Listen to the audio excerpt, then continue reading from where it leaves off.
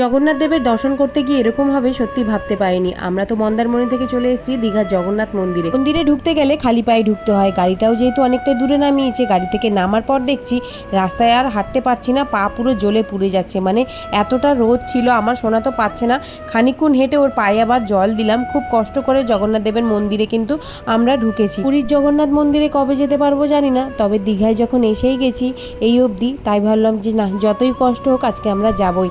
যখন মন্দিরে ঢুকলাম, এই গ্রিন কালারের কার্পেটগুলো পাতা ছিল, এর উপর থেকে হাঁটছিলাম, তাও একটু পাটা একটু আরাম পাচ্ছিলাম। শিনু পাপা তো দেখো টুকটুক করে কার্পেটের উপর দিয়ে হেঁটে জগন্নাথ মন্দিরে আসলো। আসার পর হঠাৎ মনে পড়লো শিনু রাজাকেই গাড়ি থেকে আনা হয়নি, ভাগ্নিরা আসেনি কারণ ওদের ওষুধ চলছে। আমার বড় শিনুকে না নিয়ে আমি মন্দিরে ঢুকবোই না, তাই ওর পাপাকে বললাম তুমি যাও একটু কষ্ট করে গিয়ে নিয়ে আসো শিনুকে, আমার মনটা মানছেই না। তারপরে সোনার পাপা গেল, অনেক কষ্ট করে আবার শিনুকে নিয়ে আসলো। ততক্ষণ সোনা আর শিনুকে কিন্তু আমি এইদিকে ছাওয়ার মধ্যে রেখেছিলাম, আর শিনু দেখো হামাগুড়ি দিচ্ছিল, তারপরে শুয়ে পড়ে নম করছিল। এদিকে শিনুকে ওর পাপা অনেকক্ষণ পর আনলো। এখন আমরা কিন্তু সবাই মিলে যাচ্ছি জগন্নাথ দেবের দর্শন করতে। সত্যি ভেতরটা ঢুকে এতটা ভালো লাগছিল, আর ভীষণ বড়, আর এই সাদা পাথরগুলোর উপর দিয়ে যখন হাঁটছিলাম সত্যি একটুও কিন্তু গরম ছ্যাঁকা লাগছিল না পায়ে।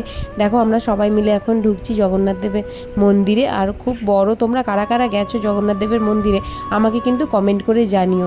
এখানে তো ফোন অ্যালাউ ছিল না, যা হোক করে লুকিয়ে তোমাদেরকে জগন্নাথ দেবের দর্শনটা করিয়ে দিলাম। আর জগন্নাথ তোমরা কমেন্টে বলে যেও। সোনা তো এদিকে শিনুকে দর্শন করাচ্ছিল, তারপরে সোনার পাপা দেখো দুই শিনুকে কোলে নিয়ে দর্শন করালো জগন্নাথ দেবের। সত্যি দেখে মনটা পুরো ভরে গেল।